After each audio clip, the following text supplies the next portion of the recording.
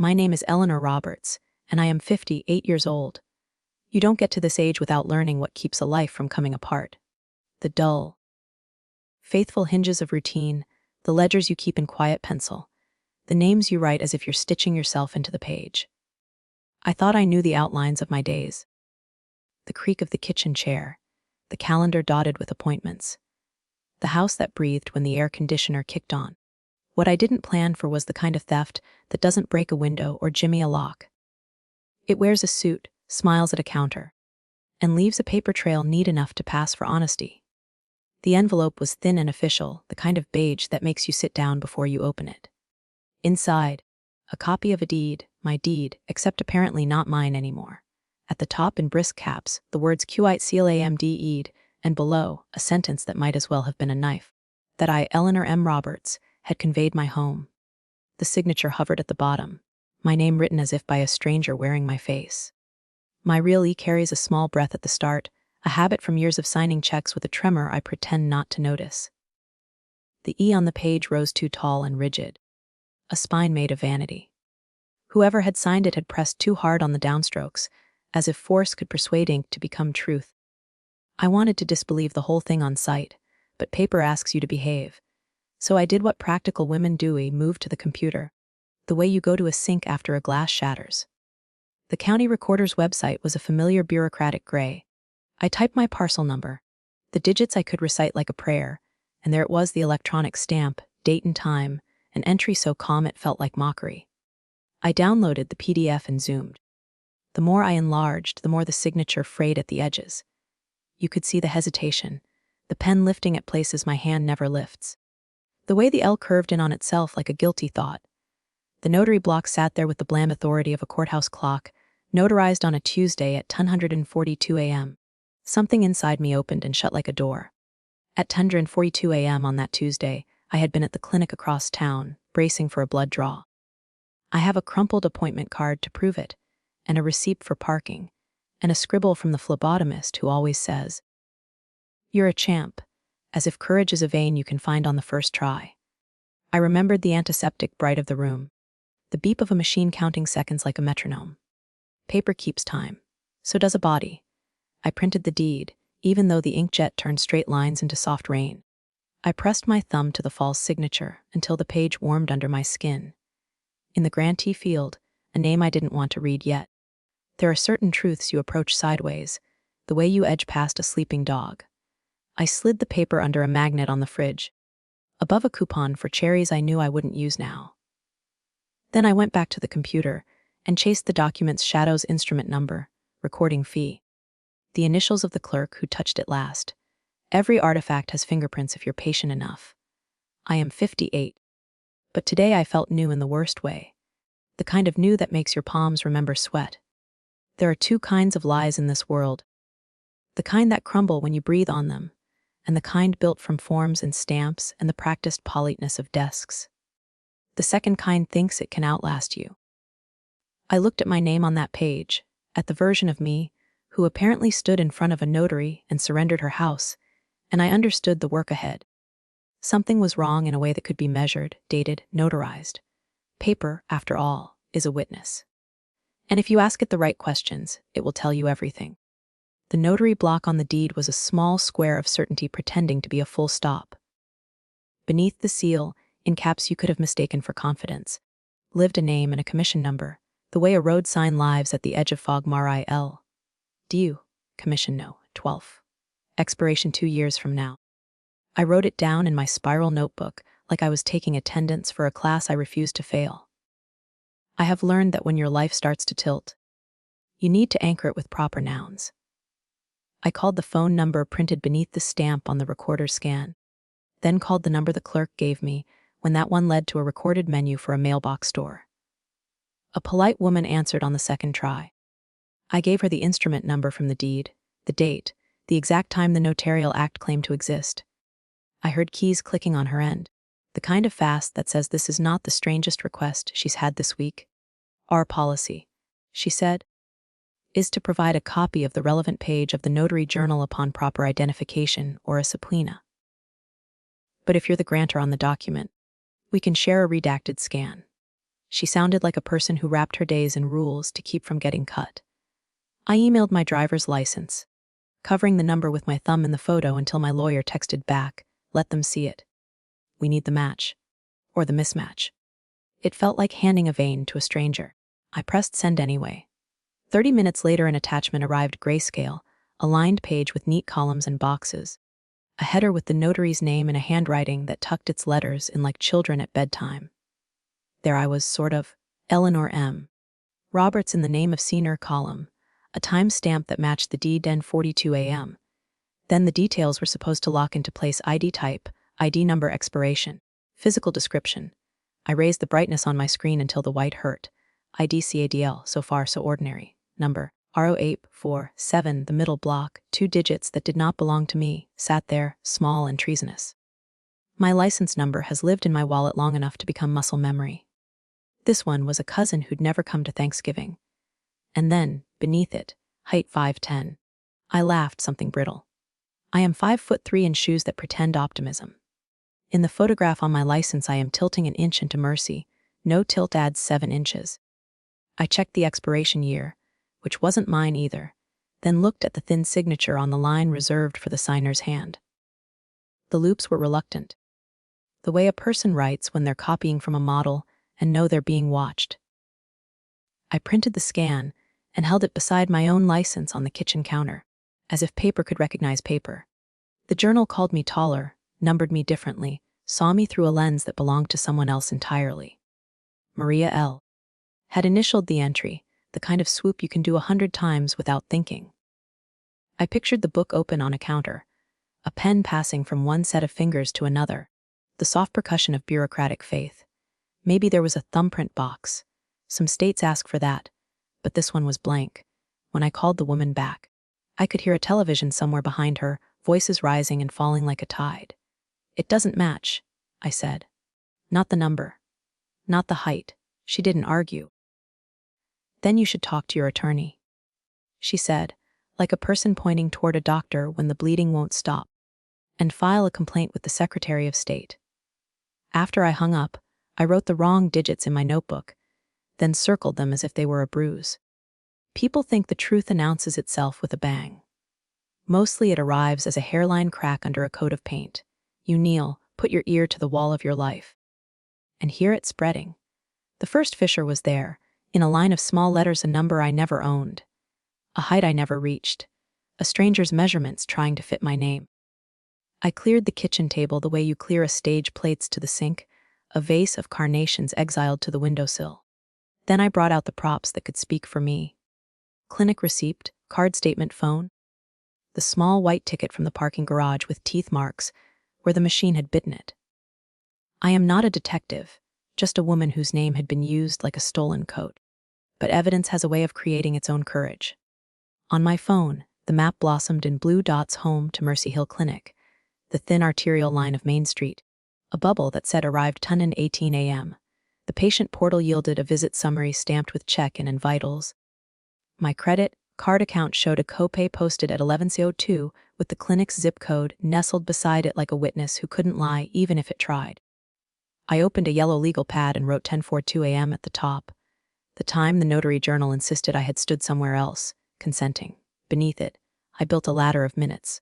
10:06 parking entry, 10:17 appointment reminder text, Replease C to confirm, 10:18 kiosk check, and 10:31 blood pressure so ordinary it felt like a taunt, 10:47 lab draw. My lawyer, who likes straight lines more than poetry, texted overlay everything. Make it impossible for them to wiggle. So I did. I printed the copay, circled the timestamp, taped it beside the portal's vital signs, then added my phone's location history with the smugness of a compass. From the recorder's office, notarized 10:42 a.m. The clinic is 9 miles from the mailbox-store, where that notary rents a counter, a distance that ignores traffic lights but not physics. Even if I'd been the kind of woman who could bilocate, I would not have done it on a Tuesday with a band, aid in the crook of my elbow. But time, I discovered, speaks in dialects. The patient portal's export used server time, which landed 3 minutes ahead of my phone. The parking garage's software, God bless whoever programmed it, stamped 10,003 on the entry even though the wall clock at the booth swears it was 3 minutes slower all month. My phone adjusted itself like a polite guest to whatever tower it found, and the result was a small drift, a chorus of almosts that a clever person could try to turn into doubt. Preservation letter. My lawyer wrote when I called to complain about minutes wobbling like loose teeth. Asked them to hold the lobby footage. Today, he dictated a paragraph about potential litigation and spoliation, words that sit upright even when you're tired. I emailed the clinic administrator, who surprised me by being human. We retain 30 to 60 days, she said. I'll pull the hour around your appointment. The link arrived that afternoon, a grainy video feed with time bleeding along the bottom in block digits. At 10:03:90:12, a woman in a blue scarf, me, crossed the frame and sat beneath a wall clock that read Tundry 41. At 10:42:03, a phlebotomist called my name, and I stood, smoothing the paper over my lap as if it could keep me from falling through. I froze the frame and took a screenshot, then printed it until the ink turned my face into a watercolor and the scarf into a flag. The minutes still didn't agree with one another. Not perfectly. They never do. But the camera didn't care about server time or towers. It watched, which is what truth does when no one's trying to impress it. On the page, beneath the still, I wrote here. Then I wrote there. And between the two, 9 miles of the impossible. The notary had given me a number. The clinic had given me a sequence. The lobby had given me light. Sometimes the only way forward is frame by frame, following the thin bright smear it leaves as it goes. The title office smelled like burned coffee and carpet cleaner, the kind of sterile hope people bring to closings. A ficus by the window had one brown leaf curling like a secret. Behind the glass, a woman in a cardigan with a lanyard that read Kara smiled the way people smile when they've said no all morning and want to practice yes. I slid my folder onto the counter. Deed printout, notary journal scan, the still from the clinic camera where my scarf looks like a streak of sky. She typed my parcel number, the clatter of her keys like rain on a roof you can't see. Okay, she said, eyes on a screen I couldn't read. The recorded instruments, they appear to be in order. Nothing about this is in order, I said, too evenly. I have learned to keep my voice where it can't be accused of hysteria. I tapped the deed. I didn't sign this. And at 10:42 a.m., I was getting my blood drawn. I need you to flag the property for fraud and put a dispute note on the file so no one can ensure a transfer. Kara's smile softened, like a napkin pressed to a spill. We're not the recorder, she said carefully. We don't void recorded documents. We only ensure title. But we can add an internal alert in our title plan. So if anyone orders a preliminary report on this parcel, underwriting will see a hold. We can also notify the underwriter now. Do that, I said. And put in capital letters that any conveyance is disputed. My attorney is filing a lis pendens. The words felt like scaffolding, ugly, necessary, keeping the whole thing from falling on my head. She picked up the phone, relayed the parcel number and my name, the way a nurse repeats a dose. Then she turned the monitor a fraction, a mercy. The chain of title unfurled in a clean list: dates, instrument numbers, grantee, grantor. The most recent entry blinked at me like a cruel joke. Grantee Matthew Roberts and Alyssa Roberts, husband and wife as community property with right of survivorship. My son's name looks different in print than it did on refrigerator drawings. For a moment I saw him at 9, hair wet from the pool, insisting he could sleep with his swim goggles on so he'd be faster in the morning. We spend years teaching our children to write their names. No one tells you what it feels like to find your name used by them as a pry bar. Kara glanced up, reading my face, then back down as if to give me privacy I couldn't afford. Do you want copies? She asked. I want the alert, I said. And I want a note that I dispute the quitclaim and that I never acknowledged anything before a notary.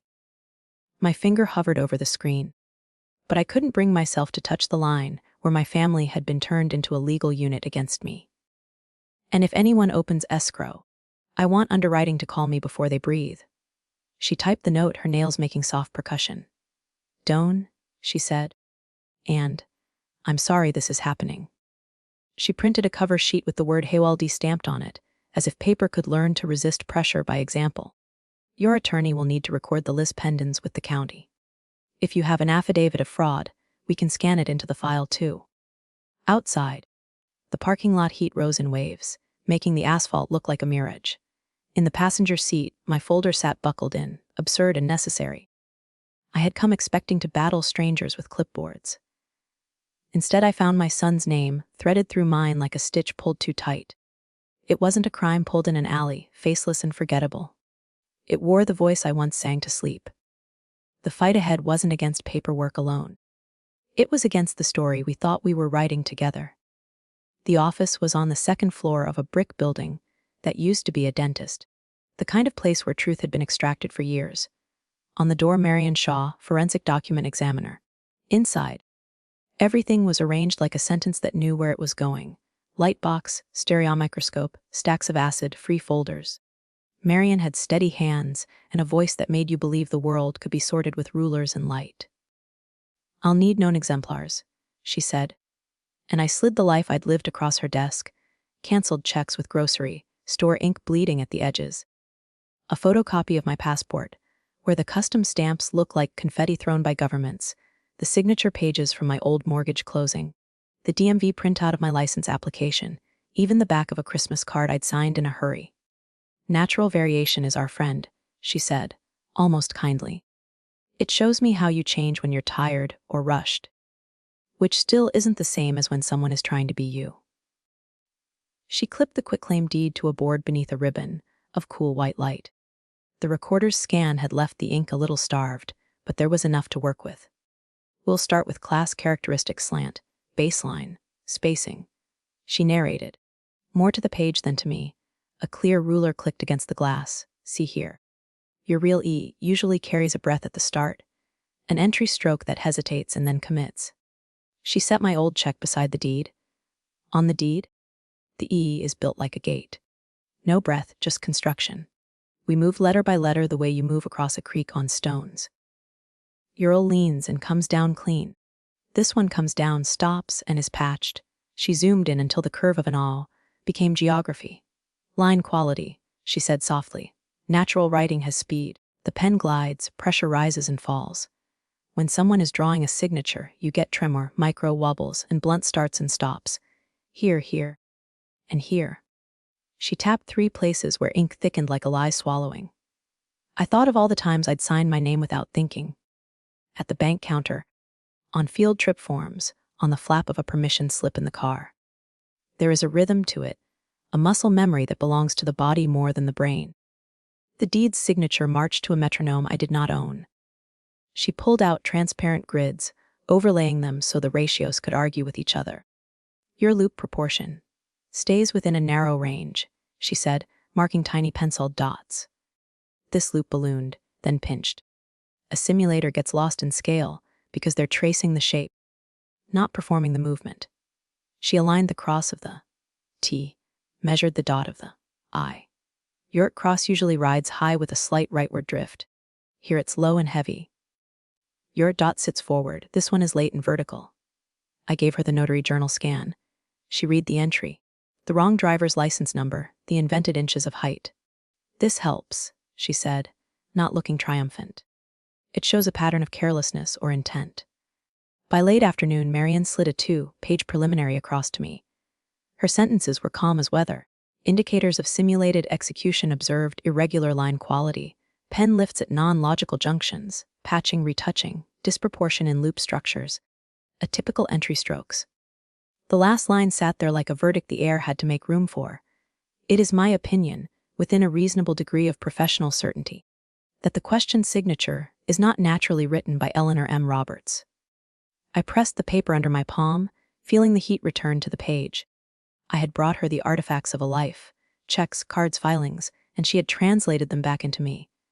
Out the window, the late sun laid a bright ruler across the parking lot. "This isn't the final report," she said. "But it's a strong start. Science doesn't raise its voice. It points. It measures. It holds the light steady until the tremor shows." I gathered the pages, the ruler's straight comfort of them, and understood that when my voice faltered, this would be the one that didn't. I set the copy of the deed between the plates like a 5th-place setting. The roast chicken gave off a mild steam that smelled like Sundays from a different decade. I had mashed potatoes because it felt like the kind of food that could hold a family together. Matthew arrived first, carrying a bottle of wine he knew I wouldn't open. Alyssa followed, perfume sharp enough to make the kitchen taste like mint. We sat. Forks clicked. For a few brave minutes, we pretended to be ordinary. When I slid the paper toward them, the room exhaled. "What's this?" Matthew asked, but he didn't pick it up. Alyssa did. She held the deed with 2 fingers, the way someone holds a wet leaf. "It's just an internal arrangement," she said, smiling in a way that suggested the problem was tone, not facts. "Estate planning. We've talked about this. You must have forgotten you signed." "It happens. There was a notary, remember? At the mailbox place. You were there." I looked at the drumstick on her plate, untouched. "I was at the clinic at ton 42, I said. "I have the footage from the lobby. And a report from a forensic examiner who says that signature isn't mine." Matthew rubbed at a salt grain on the table, as if it could be erased back into a crystal. "Mom, let's not make this a big thing. We're just trying to smooth things out. Avoid probate. Everyone does it." "Everyone doesn't sign for their mother," I said. My voice surprised me by staying calm. I had practiced that voice in mirrors and parking lots. "Everyone doesn't change her height by 7 inches or lend her a stranger's driver's license number." Alyssa laughed once, a sound like a lid snapping on. "You're misremembering. Paperwork is confusing. Look, we'll clean it up, okay? We'll fix the record. No harm done. No harm done." The phrase landed on the table like a wet rag. I reached for my phone, already open to the screen I'd promised myself I wouldn't need. "Last month," I said. "You called me on speaker and forgot to hang up." It recorded. I pressed play. The kitchen filled with the ghost of their voices, tinny as if spoken through a keyhole.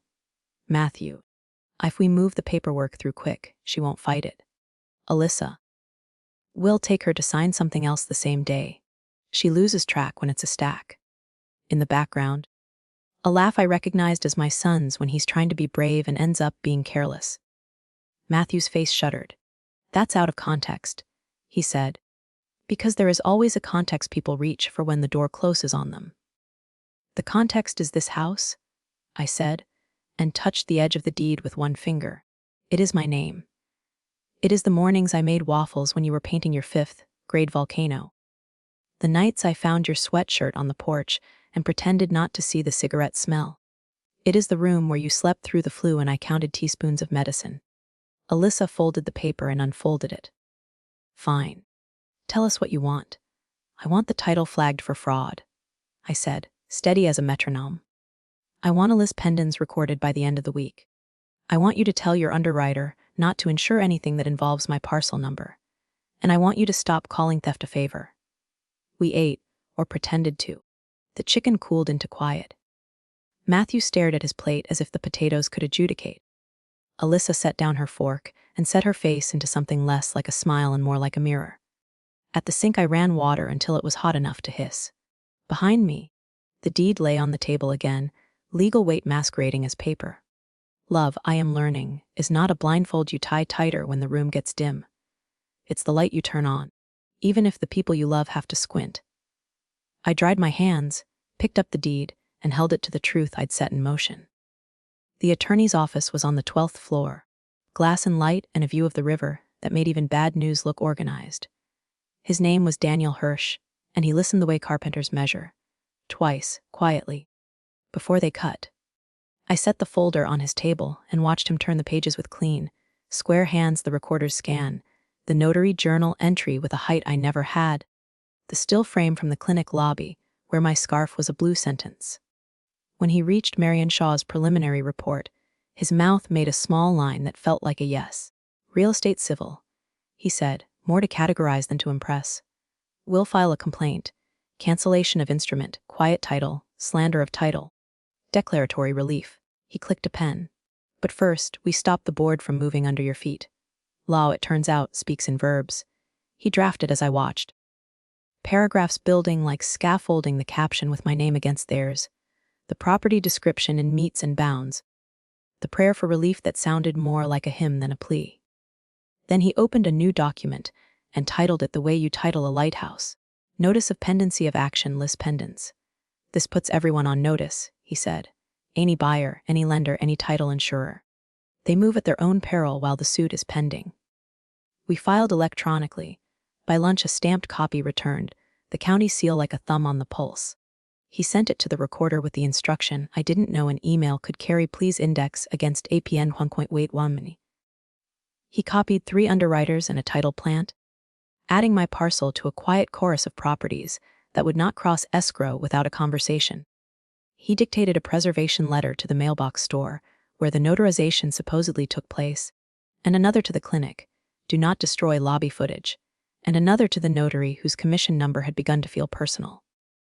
Spoliation, the letter warned, as if the truth were fruit that could rot if left too near the radiator. When we paused for breath, Daniel poured water into paper cups. "This will make them call," he said. "People can live with an accusation. They don't like a cloud on title."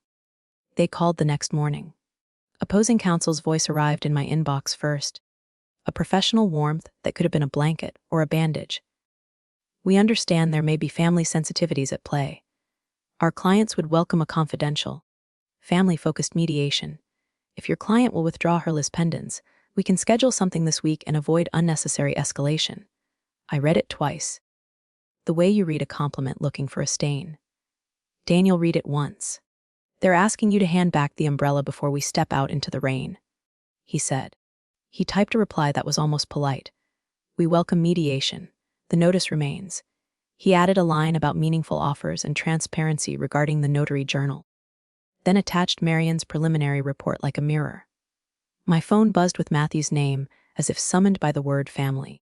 I let it ring into silence and set the phone face down. Love wants shortcuts, the law does not. Daniel's complaint printed from his machine with that specific courtroom smell, toner and consequence. He slid my copy across the desk. "We file this today," he said. "Your boundary is now a docket. We will draw it in the open, with signatures no one can borrow." When I stepped back into the hallway, the river kept moving, indifferent and sure. I carried the stamped notice in my bag, its weight unreasonable for paper.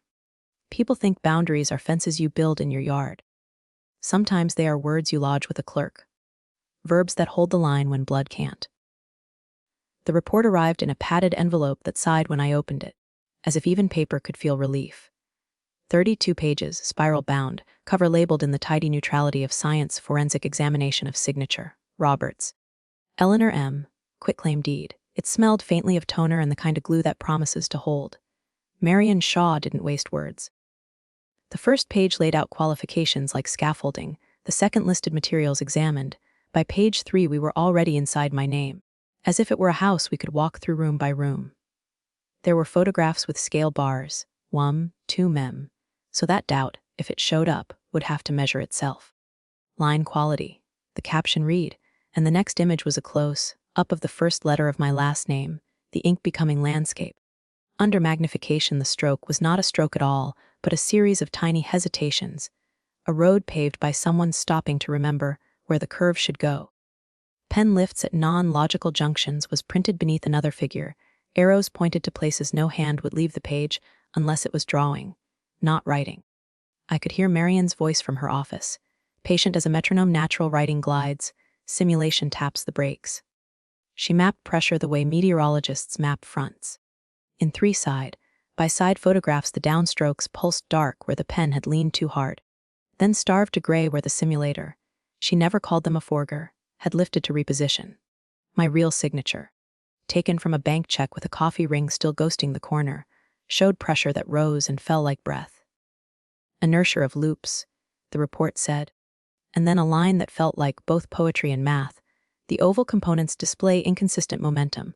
Proportion is incompatible with known exemplars. I pictured my hand in the grocery store line, signing without thinking, the loop of the O completing itself, because the wrist remembered how. The deed's loop looked like someone had paused midair to consult a photograph. I turned a page and felt the ground tilt. Under tracing indicators, see Figs. Lenin 14. The photos showed faint, ghostly lines beneath the ink, not graphite exactly, more like the suggestion of a pathway. Under a bleak light the surface reflected a grid of faint impressions, as if something rigid had been beneath the page when the signature was performed. Consistent with placement over a guide image or prior impression, the paragraph read, possible transfer medium includes a light printout or faint graphite template.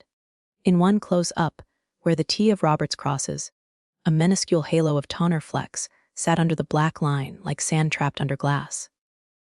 I thought about my son tracing letters at the kitchen table, his tongue between his teeth, my hand hovering above his to guide. There is an innocence to imitation when you are 5. There is a different word for it when you are grown, and the thing you copy is a claim to someone else's roof. Daniel read the report with me at his conference table, his finger resting beside the paragraphs as if to steady them. When we reached the conclusion, he didn't speak. He let Marian's words do the work they were built for. It is my opinion, within a reasonable degree of professional certainty, that the question's signature is not a natural writing of Eleanor M. Roberts. Indicators include irregular line quality, patching retouching, non-logical pen lifts, atypical pressure patterns, disproportionate loop structures, and evidence suggestive of undertracing. The last page was a list of exhibits, photomicrographs, grid overlays, a side by side of my passport signature and the deed. I ran my finger along the spine of the binding the way you trace the seam of a scar. I had been telling the truth for weeks, louder and clearer, and still some part of me needed this other voice, the one that doesn't waver when a room gets quiet. People think truth is loud. In Marian's report, it was measured in millimeters, in the weight of a downstroke, in the blush of a toner speck where no speck should be. Every millimeter of ink testified, and for once, the record did not look away. Daniel drafted the demand letter the way a surgeon preps a table. Everything sterilized, labeled, ready for the cut. He read it aloud once, not for drama, but to be sure the verbs stood where they needed to: rescind, vacate, remove, indemnify. We clipped the exhibits behind it in an order even a stranger could follow. Exhibit A, the recorder's quitclaim. B, the notary journal page with a driver's license number that never belonged to me. C, the clinic lobby still with the wall clock in frame. D, Marian Shaw's 32-page report with its arrows and millimeter scales. E, the preservation letters. F, the list pendens stamped and indexed against my parcel like a small, permanent weather system. The letter was plain in the way a good lock is plain. Our client did not execute the attached quitclaim deed. It began. Demand is hereby made that you stipulate to cancellation of instrument, record a corrective document removing your names from title, notify all title insurers that coverage is withdrawn, and reimburse our client's fees and costs to date.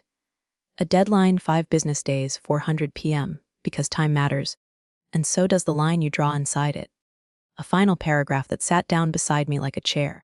Failure to comply will result in immediate motion practice and referral of this matter to appropriate authorities. We sent it 2 ways.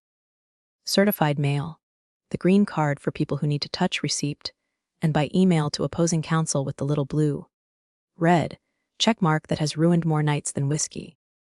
Then we waited the way you wait for weather, not expectant, just prepared. On the second day, a delivery notification arrived, the green card signed by receptionist whose loops looked innocent. The third day, the read receipt blinked through at 9:12 a.m., which felt like seeing the curtain twitch in a house that swears it's empty. Silence can be a tactic. It can also be a confession shaped like a pause. On the 4th day, an email slid in with the careful neutrality of a crossing guard. We acknowledge receipt. Given the serious allegations and the possibility of criminal exposure, our office is consulting with separate counsel. In the interim, we propose a confidential, family-focused resolution if your client will withdraw the list pendens and refrain from further contact with law enforcement. Family was doing a lot of heavy lifting in that sentence. Daniel didn't blink. We welcome resolution. The list pendens remains, he wrote back, and attached Marian's report again, as if to remind them the microscope didn't get tired. Within the hour came a forward from the same address, the tone colder by a degree you could measure. Future communications should be directed to our criminal division. We will not be providing substantive responses at this time to protect our clients' rights. It was the legal equivalent of pulling the shades. Somewhere, someone had said the word forgery out loud. I stared at the email until the black letters ghosted on my vision. There is a sound a body makes when it stops pretending, something like a hinge finally accepting oil. I'd expected outrage, denial, a performance about misunderstandings. Instead, they built a new wall and stood behind it, hands in their pockets, eyes on the clock. In my kitchen, I laid the demand letter next to a cooling mug of tea and traced the deadline we hadn't given away. People think surrender looks like a white flag. Often it looks like an ask to handle this quietly, to trade your umbrella for a promise the sky is learning to keep. When they moved the conversation to criminal, they weren't changing the subject, they were admitting there is one. Their silence had a shape now. It matched my house. It matched my name. And in that shape, I could hear the hit land. The white-collar crimes unit sat on the 9th floor, past a security line that made everyone equal. Pockets emptied, belts in gray tubs. The soft indignity of being searched for metal and secrets. The receptionist slid me a visitor sticker that clung to my sweater like a new name. Daniel walked beside me. Our footsteps clicking in a rhythm I pretended was courage. We were shown into a conference room with a window that overlooked the courthouse, a reminder that if truth had an address, it rented here by the month. Assistant District Attorney Lena Rivera entered with a legal pad already open, the kind of woman who carries her questions like tools. She listened while Daniel outlined the civil case in neat, usable sentences. Then I told the part that wasn't in the pleadings. The Tuesday morning at the clinic, the blue scarf and the wall clock. The way a name can be used against its owner. Rivera didn't interrupt, she drew boxes and arrows on her pad, building a flowchart from my life. "Let me see the report," she said finally. Marion's 32 pages sat between us, and she read as if the words were evidence long before a judge said they were. When she looked up, something in her face had settled. "This belongs here," she said, and her tone made clear she meant her office, not my kitchen table. She picked up the phone, summoned an investigator named Cho, and began speaking in verbs: subpoena, preserve, obtain, certify. They wanted originals or certified copies, no more scans that could be blamed on pixels. Rivera dictated subpoena requests, the notary's journal in full for that date, the store's CCTV covering the counter and the door, the clinic's lobby footage and sign, in logs, the recorder's intake records with clerk initials and batch logs. "We'll authenticate your preservation letters," she said. "Then we'll have the chain of custody to walk into court." She turned to me. "Mrs. Roberts, I need you to write a statement. Thought, memory, and detail. What you did. What you did not do." I wrote while they worked. The fluorescent lights hummed, steady as a metronome. Cho came back with a stack of forms and a camera to photograph my driver's license. Rivera flagged the wrong number in the notary journal scan as if it were a live wire. When she reached the part about my height, 5'10", she didn't smile. "We'll let a jury do that," she said. By late afternoon, Rivera had filled in more boxes. "We're opening an investigation," she said, and then the words that felt like a hinge swinging the room in a new direction. "The people will move for a temporary order." She explained it without decoration, a request asking the court to enjoin any transfer, to treat the quitclaim as void for now, to instruct the recorder to annotate the title with a criminal hold while they examined signatures and stories. "Your Liz pendens bought us time," she added. "This will give us teeth." We walked across to a judge's chambers with a packet that made a careful thud. The judge read, eyes quick. He asked 2 questions, both about dates, as if time were the only witness he trusted. Then he signed. The order wore its authority in block letters that told every lender, buyer, and runner to keep their hands off my deed until the people were done speaking. On the sidewalk afterward, the air felt cooler, though the sun hadn't moved. Daniel tucked the order into my folder. It seemed heavier than paper. Rivera shook my hand like a covenant. "From here," she said, "it's not just you. There is a moment when a family story loses its surname and gains a caption state V. It is not relief exactly. It is a recalibration." My boundary had been a whisper at my dinner table. Now it was ink in a docket the county would read in the morning. The case had stopped being private pain and become public interest, and the click I heard inside myself was not dread. It was the sound of a door locking from my side. The courtroom was cold and bright, the kind of light that makes people look honest or tired. I sat behind my attorney at counsel's table and watched my breath not quite fog when I exhaled. The walls were the color of decisions. A clock high above the bench ticked, as if it were counting down to something I hadn't let myself name. Daniel arranged our exhibits like a place setting the forensic report. The notary's journal page, the clinic lobby still, the recorder's certified copy of the deed. Assistant District Attorney Rivera sat 2 rows back, her legal pad already open, as if truth were a thing you could coax by giving it lines to land on. Opposing counsel arrived with a briefcase and a smile that didn't involve his eyes. Matthew and Alyssa chose the last row, close enough to hear but far enough to pretend they were spectators to a story they hadn't started. When the clerk called the case, we stood. When the judge entered, the room became the kind of quiet that settles in your bones. Daniel spoke first, not loud, not soft, just straight. He explained what a Liz pendens does and why I had needed one. He handed up Marion Shaw's 32 pages, the way you hand over a child's diagnosis, careful, reverent, astonishingly heavy. He pointed to the places where ink hesitates, pen lifts at non-logical junctions, pressure that surges and starves, loops that balloon then pinch. He offered the notary journal page with the height I have never been, and the driver's license number I have never owned. He showed the clinic still with the wall clock and the blue scarf. Each exhibit had a date, and each date had a time, and together the chronology laid itself down like tracks.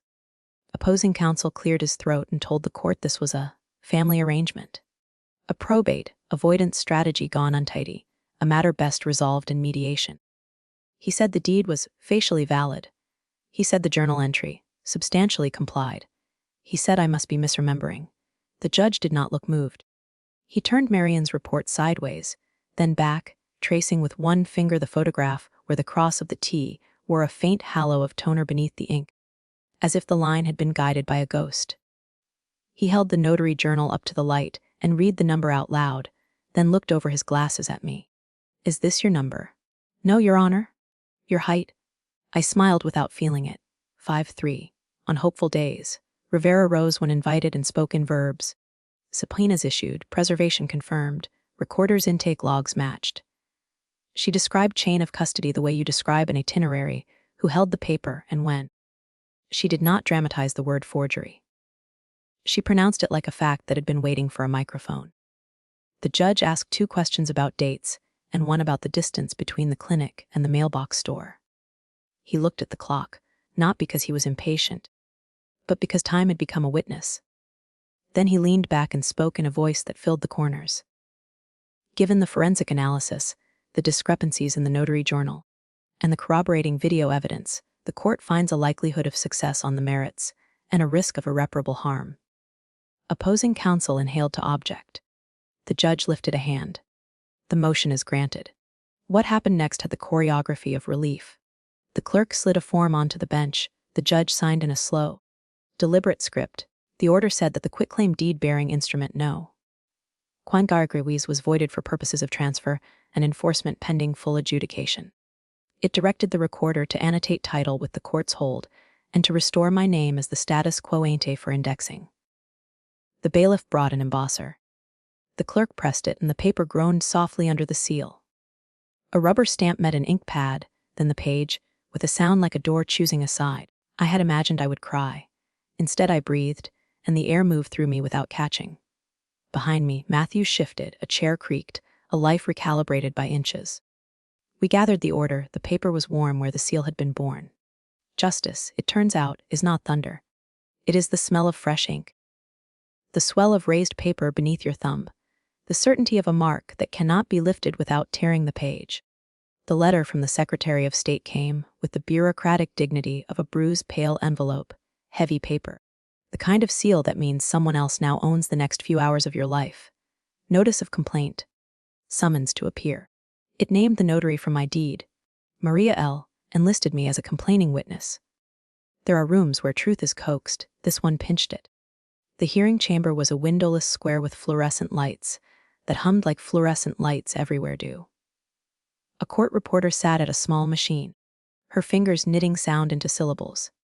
Across from me, Maria folded her hands on the table. She looked like a woman who remembered birthdays, who watered plants. The ordinariness of her undid me more than a villain could have. Carelessness rarely wears a cape. An investigator read the preliminaries, the quitclaim, the journal entry with a driver's license number that belonged to no one in my wallet, the height that gave me 7 borrowed inches, the box for thumbprint, blank.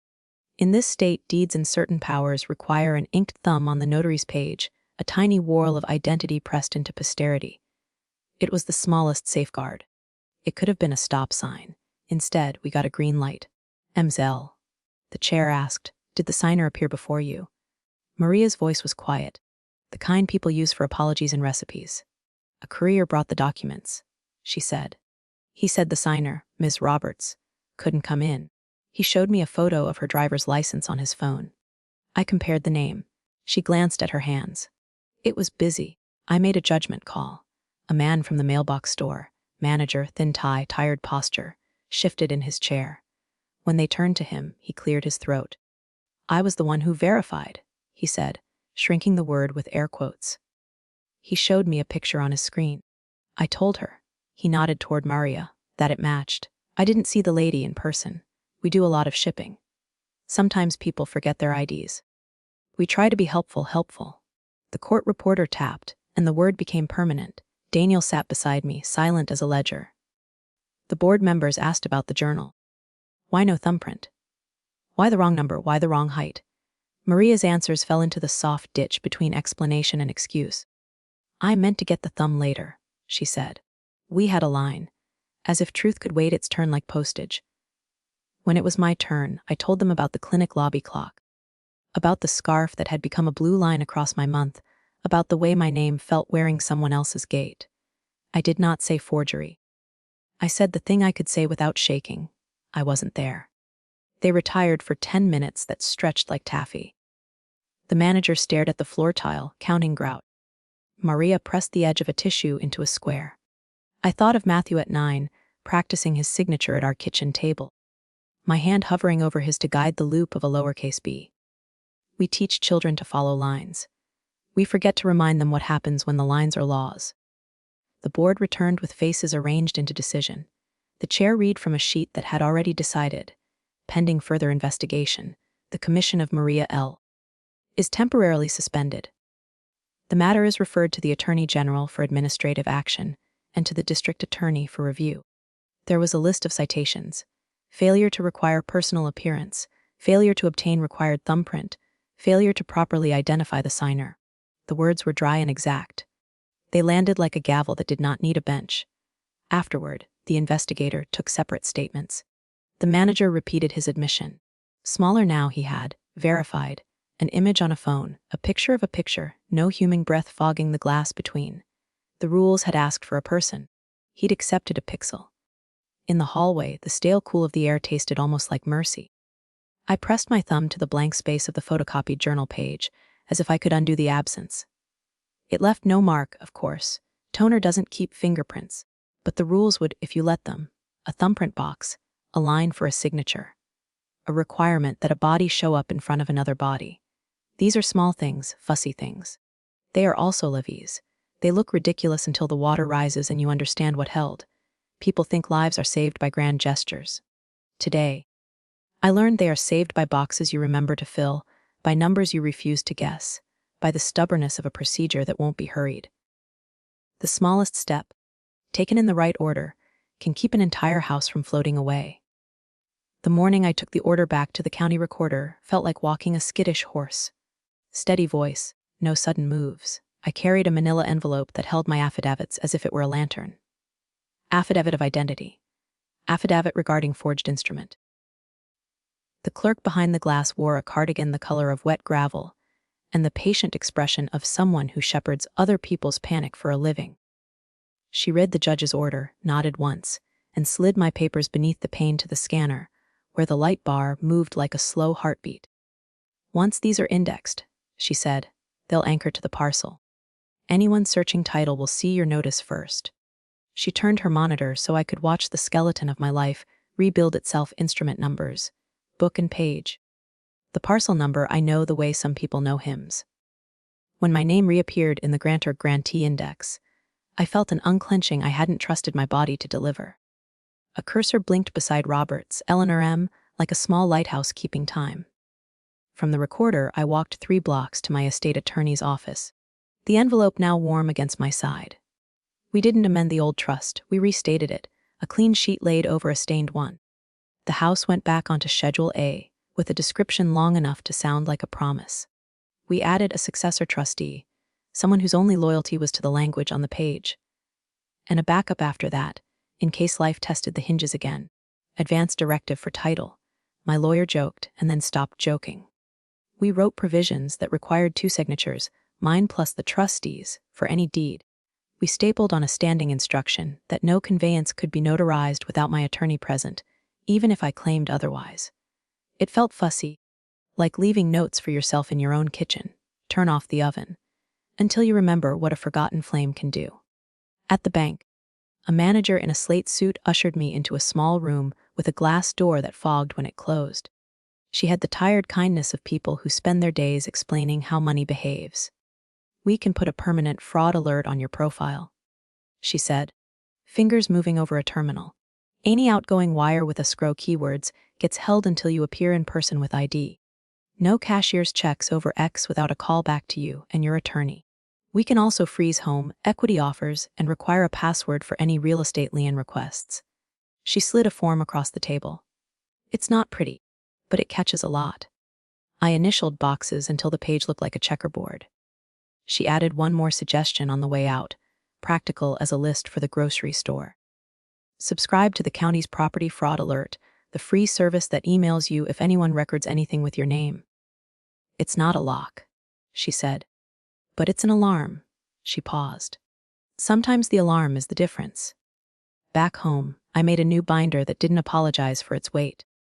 The order sat in the front sleeve, where I could see the raised seal through the plastic. Behind it, the affidavits. Behind them, the restated trust with its careful signatures and the names of people who would steady the table if I could not. I slid a letter of instruction into the pocket. "If something happens to me, call Daniel. Do not sign anything in a hurry." It was not triumph so much as architecture.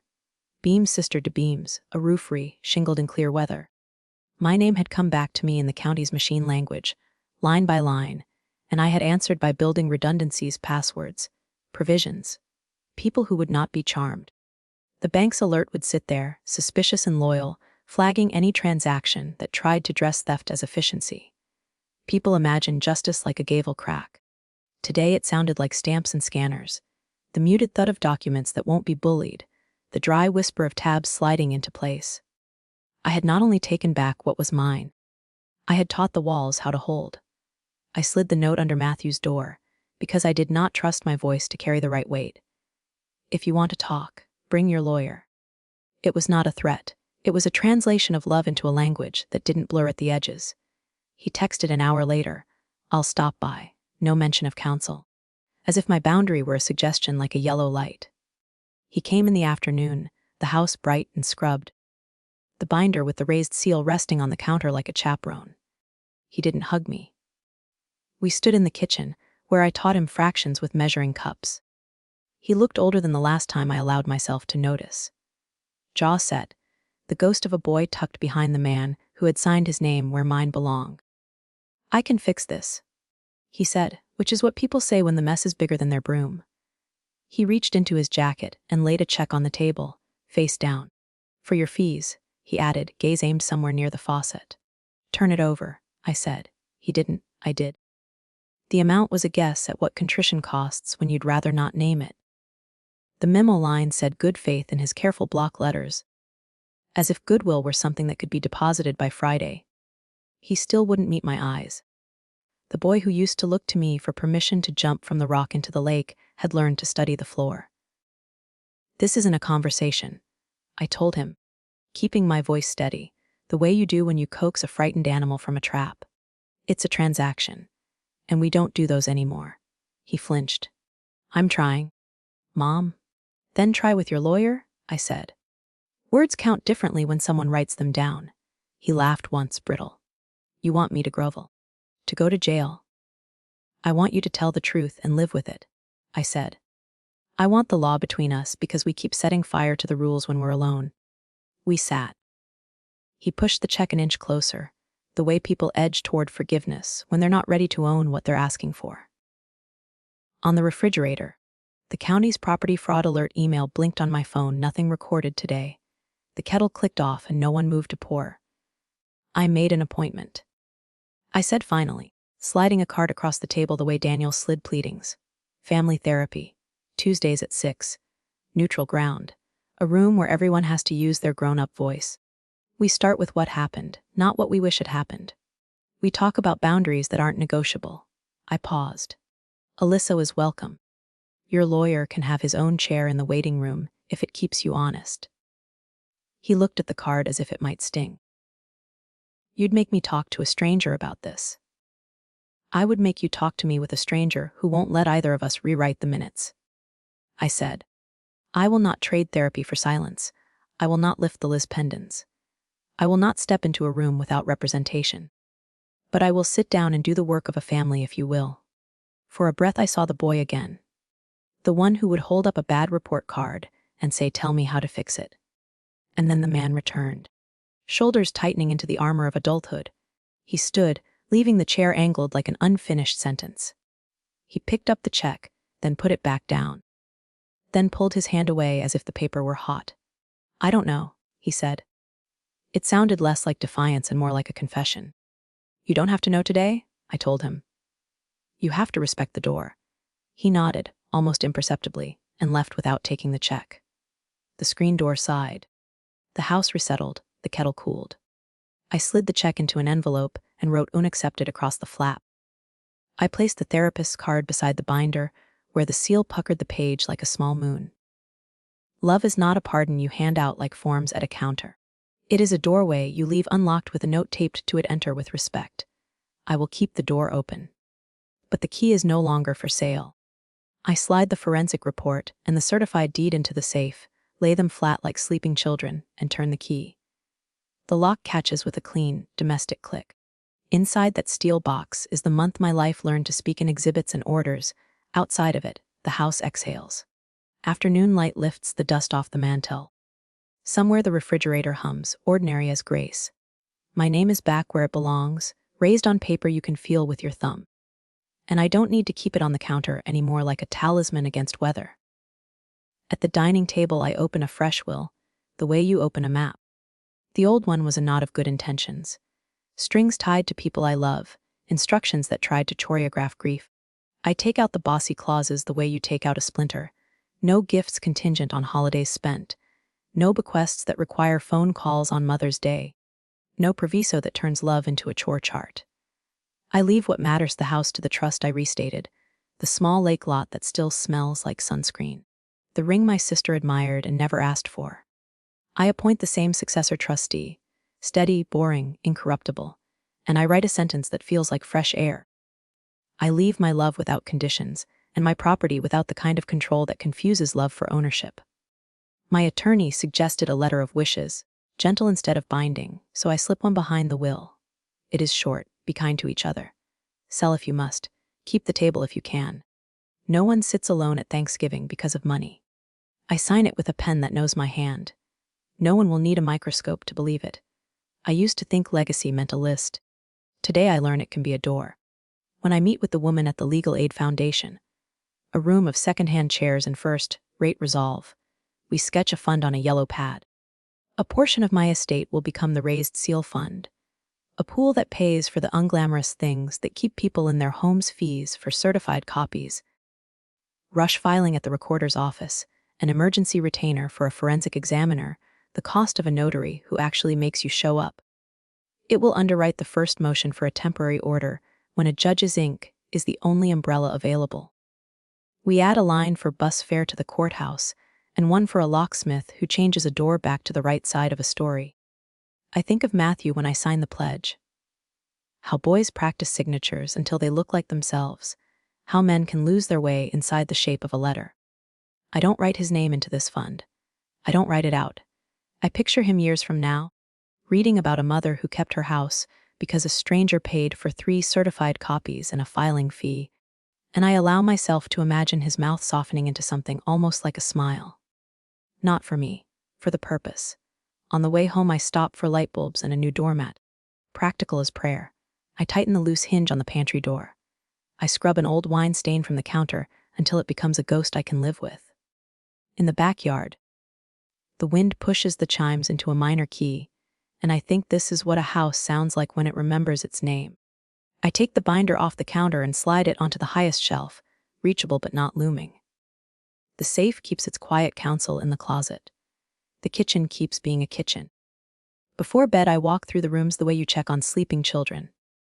The thermostat blinks its small green promise. The front door answers the twist of the lock with a truthful bolt. In my nightstand, I place a copy of the will, the card for the therapist with Tuesday circled, the property fraud alert email that says no new recordings today. I have done what the living can do: set the table, write the words, turn the key. I am not interested in winning anymore. I am interested in keeping. In keeping a roof, and a boundary, and the kind of love that does not need a clipboard to prove itself. I took back my name in the county's machine language, and then I gave some of it away so other people could hear theirs. Money, it turns out, behaves when you hand it a purpose. Respect behaves when you make it the key. I can sleep now, the house holds. My name is Eleanor Roberts, and I am 58 years old. The woman who learned that a forged curve of ink can steal a life, and a raised seal can give it back. I lock the safe at night and listen to the house breathe, not because I'm afraid, but because I finally know what I'm keeping. Forgiveness, for me, is an open door. Respect is the key, and I won't hand it to anyone who won't look me in the eye. If you want to know whether my son shows up on Tuesday, whether the fund saves a stranger's roof, whether a family can relearn its own name, stay. If this story gripped you, like, share, and subscribe to Telling Story with Me. Drop a comment. What would you do if a signature tried to erase you?